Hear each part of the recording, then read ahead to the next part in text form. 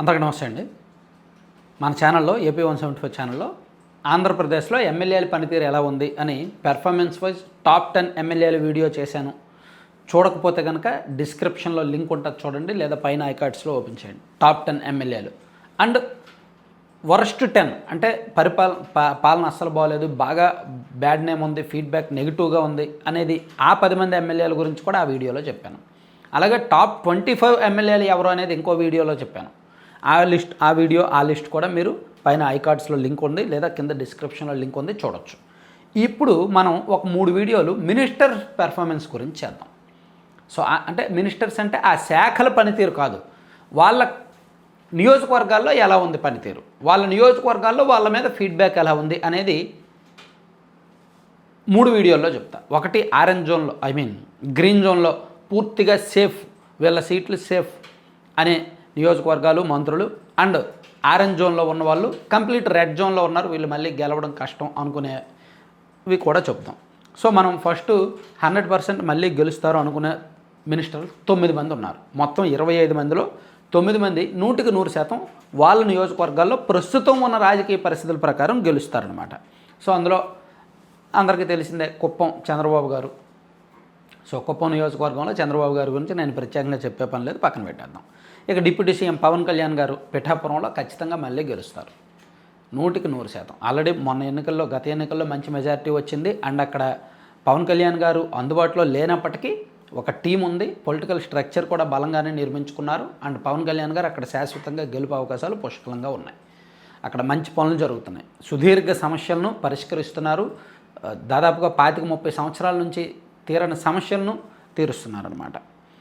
అక్కడ బాగానే ఉంది. కాకపోతే ఈ గ్యాప్స్, ఈ టీడీపీతో వర్మ గారితో ఉన్న గ్యాప్స్ సరి చేసుకుంటే బెటర్. మెజారిటీ విషయంలో తిరిగి ఉండదు అప్పుడు. ఇక మంగళగిరిలో నారా లోకేష్ గారు శాశ్వతంగా, కుప్పం చంద్రబాబు గారికి ఎలా కంచుకోటగా మారిందో, వైఎస్ ఫ్యామిలీకి పులివెందులు ఎలా కంచుకోటగా మారిందో, లోకేష్ గారికి మంగళగిరి అలా కంచుకోటగా మారింది అని ఖచ్చితంగా చెప్పుకోవచ్చు. ఎందుకంటే 2019లో పోటీ చేసి ఓడిపోయిన తర్వాత కూడా లోకేష్ గారు మంగళగిరిని వదలలా. దాదాపుగా ఆ 5 ఏళ్ళు సొంత డబ్బులతో చాలా పనులు చేశారు, కేడర్కు అందుబాటులో ఉన్నారు. 2024లో గెలిచి తన మంత్రివర్గంలోకి వెళ్ళిన తర్వాత ఇప్పుడు మంగళగిరిలో తిరుగులేని పనులు జరుగుతున్నాయి, తిరుగులేని అభివృద్ధి పనులు జరుగుతున్నాయి. సో మంగళగిరి రూపురేఖలు మారుతున్నాయి అన్నమాట.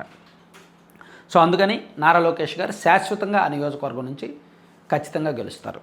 ఇక 4వది టెక్కల్ నియోజకవర్గం, కింజరాపు అచ్చెన్నాయుడు గారు. ఈ టెక్కల్ నియోజకవర్గంలో వైసీపీకి బలమైన నాయకత్వం లేదు, అండ్ అచ్చెన్నాయుడు గారికి బలమైన రాజకీయ పునాదులు ఉన్నాయి. సో అందుకని ఇక్కడ శాశ్వత ముద్ర వేసుకున్నారు అనుకోవచ్చు. అండ్ ఇక్కడ టీడీపీ పొలిటికల్ స్ట్రక్చర్ బాగుంది.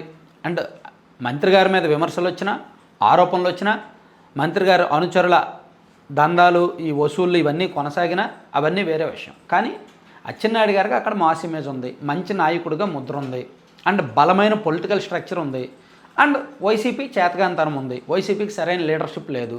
కాబట్టి అచ్చెన్నాయుడు గారు ఖచ్చితంగా మళ్ళీ గెలుస్తారనమాట, గెలిచే అవకాశాలు ఉన్నాయి. ఇక నిమ్మల రామానాయుడు గారు పాలకొల్లు నియోజకవర్గం, ఆయన కూడా అంతే 100% గెలుస్తారు. ఆ నియోజకవర్గంలో కూడా వైసీపీకి బలమైన నాయకత్వం లేదు, ఉన్న నాయకత్వంలో కూడా కొన్ని డొల్లతనం, కొంత మైనస్లు బాగా ఉన్నాయి. అండ్ అక్కడ తెలుగుదేశం పార్టీ కంచుకోట పాలకొల్లు నియోజకవర్గం. 1983లో టీడీపీ ఆవిర్భావం తర్వాత ఆ నియోజకవర్గంలో టీడీపీ ఒక్కసారి ఓడిపోయింది. సో అలా టీడీపీకి బలమైన సీటు అండ్ బలమైన నాయకత్వం ఉంది కాబట్టి, వైసీపీకి బాగా వీక్గా ఉంది కాబట్టి ఈ సీటు కూడా 100% గెలవడం తథ్యం. ఇక రేపల్లి నియోజకవర్గం అనగాని సత్యప్రసాద్ గారు, ఇక్కడ కూడా అంతే.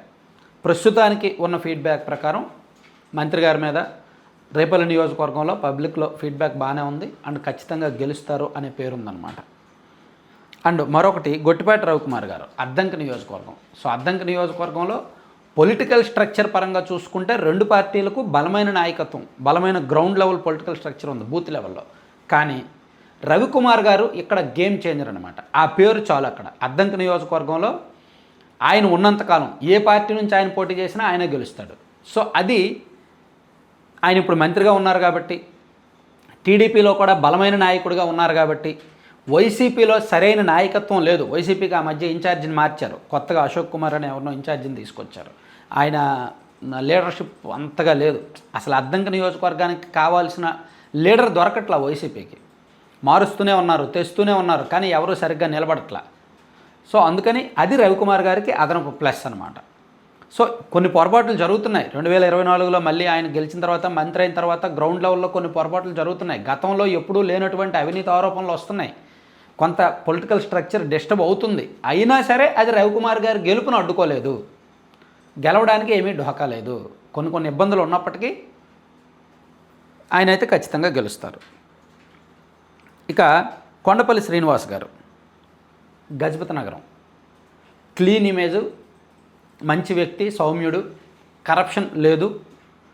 అయితే అక్కడ రాజకీయంగా ఈయన కొత్త కాబట్టి చిన్న చిన్న political communication gaps, coordination gaps, political structure gaps తప్ప ఇంకా ఇతరత్ర ఇబ్బందులు ఏమీ లేవు. సో గజపతి నగరం ఎమ్మెల్యేగా తొలిసారి గెలిచి మంత్రివర్గంలో ఉన్న కొండపల్లి శ్రీనివాస్ గారు కూడా 100% గెలిచే లిస్టులో ఉన్నారనమాట. సో ఈయనతో పాటు మరో మంత్రి కందుల దుర్గేష్ గారు, నిడదవోలు నియోజకవర్గం. టీడీపీ జనసేన పొత్తు ఉంది కదా, ఆ పొత్తు ఉన్నంతకాలం దుర్గేష్ గారు ఈ నిడదవోలు నుంచి గెలుస్తూనే ఉంటారు. సో ఇక్కడ పెద్దగా డిస్టర్బెన్స్ ఏమీ లేవు.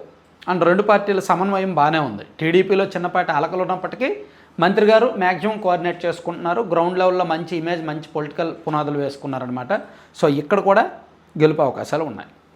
ఇలా ఈ 9 మంది వాళ్ళ నియోజకవర్గాల్లో ఇప్పుడున్న మనకు వచ్చిన ఫీడ్బ్యాక్ ప్రకారం 100% గెలుస్తారు. ఆ విషయంలో ఎటువంటి తిరుగులేదు. కొన్ని నియోజకవర్గాలు వైసీపీకి బలమైన ఓట్ బ్యాంక్ ఉన్నప్పటికీ నాయకత్వం లేకపోతున్నారు. కొన్ని నియోజకవర్గాల్లో అసలు నాయకత్వం లేదు, ఓటింగ్ కూడా లేకపోతున్నారు అనమాట. సో ఓవరాల్గా ఇవి 9. సో నెక్స్ట్ వీడియోలో ఆరెంజ్ జోన్లో ఉన్న మినిస్టర్లు ఎవరు, ఆ తర్వాత వీడియోలో రెడ్ జోన్లో అసలు గెలవరు అనుకున్న మినిస్టర్లు ఎవరు అనేది చూద్దాం. Thank you. సో కంటెంట్ చివరి వరకు చూసిన ప్రతి ఒక్కరికి ధన్యవాదాలు. కంటెంట్కి సంబంధం లేకుండా మీరు లడ్డూపల్లెం.com అని మనం ప్రమోట్ చేస్తున్నాం కదా. సో ఈ ప్రోడక్ట్ మనం ప్రమోట్ చేయడానికి ఒక ఖచ్చితమైన రీజన్ ఏంటంటే హెల్దీ ప్రోడక్ట్, యూనిక్ ప్రోడక్ట్, కొత్త ప్రోడక్ట్, అండ్ 98% పాజిటివ్ రివ్యూస్ వస్తున్నాయి, పాజిటివ్ ఫీడ్బ్యాక్ వస్తుంది, రిపీట్ ఆర్డర్స్ వస్తున్నాయంట. సో మీరు కూడా ఒకసారి చూడండి. వీళ్ళ దగ్గర స్పెషల్ ఏంటంటే మిల్లెట్స్, అంటే రాగి, సజ్జ, జొన్న, కొర్ర వంటి మిల్లెట్స్, సీడ్స్, అవిసె గింజలు, పొత్తులు గింజలు, గుమ్మడి గింజలు, మఖానా, మల్టీ సీడ్స్, అలాగే డ్రై ఫ్రూట్స్, నట్స్, గోందు కటోర, నల్ల నువ్వులు వంటి మల్టిపుల్ హెల్త్ బెనిఫిట్స్ ఇచ్చే వాటితో వీళ్ళు లడ్డూలు చేస్తారు. బెల్లం పొడి అండ్ డేట్స్ పౌడర్ వేసి. వాటితో పాటు హాట్ స్నాక్స్ ఉంటాయి, మిల్లెట్స్తో చేసే హాట్ స్నాక్స్ ఉంటాయి. అలాగే ఏబీసీ అంటే Apple beetroot carrot powder, Amla beetroot carrot powder, protein powder, మునగాకు పొడి, జామాకు పొడి, ఇలాంటి మల్టిపుల్ హెల్త్ బెనిఫిట్స్ ఇచ్చే పౌడర్స్ ఉంటాయి. And veg and non veg pickles ఉంటాయి. సో ఇలా మీకు ఏం కావాలన్నా సరే లడ్డూపల్లెం.com అనే సైట్ విజిట్ చేసి ఆర్డర్ చేసుకోండి. లేదు సైట్లో ఎక్కడైనా టెక్నికల్ ఇష్యూస్ వస్తే 9997839994 అనే నెంబర్కి వాట్సాప్లో మెసేజ్ చేసి లేదా డైరెక్ట్గా కాల్ చేసి మీకు కావాల్సినవి ఆర్డర్ చేసుకోవచ్చు. Thank you very much.